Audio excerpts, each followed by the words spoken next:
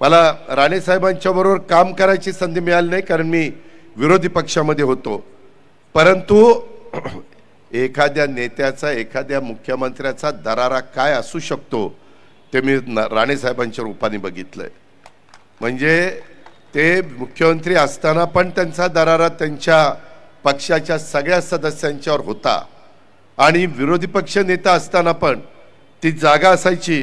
आणि नुसतं असं मागं बघितलं तर सगळे शिवसेनेचे आमदार चिडी चुप हजर तिथं असायचे.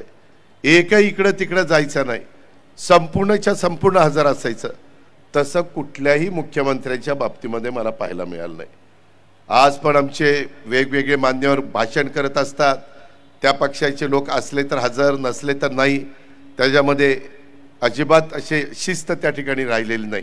परंतु प्रशासनावर पकड कशी असली पाहिजे, प्रशासनावर दरारा कसा असला पाहिजे, काम कशा पद्धतीने उरकायचं असतं, हे महाराष्ट्राला हे निश्चितपणे राणेसाहेबांच्या रूपाने आपल्याला सगळ्यांना पाहायला मिळालं. मी अशोकरावांचे तसं बघितलं तर अशोकरावाने आम्ही साधारण एकाच काळामध्ये एकाच बॅचचे असल्यामुळं आम्हाला तिथं काम करता आलं. आणि त्याच्यामुळं बऱ्याचदा मी आत्ता ते काढत नाही, परंतु अशोकरावांच्या आधी मुख्यमंत्री असताना काही गोष्टी तिथं चर्चा व्हायची, आणि त्यावेळेस मी अशोकरावांकडे बघायचो आणि अशोकराव माझ्याकडे बघायचे. मला काय त्यांना सांगायचं ते त्यांना कळायचं, आणि त्यांना काय मनात दुःख व्हायचं ते मला कळायचं. परंतु अशोकराव अनेकदा तुम्हाला आठवत असेल, मी बाकीचं बोलत नाही कारण ते त्यांना मलाच माहिती आहे, तुम्ही किती डोकं खाजवलं तरी काही तुम्हाला कोणाला कळणार नाही. पण तेव्हा त्यांना ते खूप खंत वाटायची, हे मी अतिशय जवळनं बघितलं. त्यांनी पण त्यांच्या परीनं, त्यांना कारकीर्द कमी मिळाली.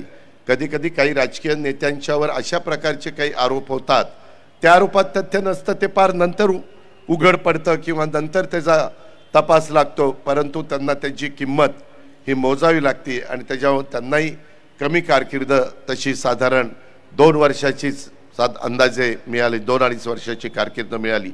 पण त्यांनी पण मराठवाड्याला न्याय देण्याचा प्रयत्न केला, महाराष्ट्राला न्याय देण्याचा प्रयत्न केला, आणि आपल्या सगळ्या राज्याच्या जनतेला पुढे नेण्याचा प्रयत्न केला.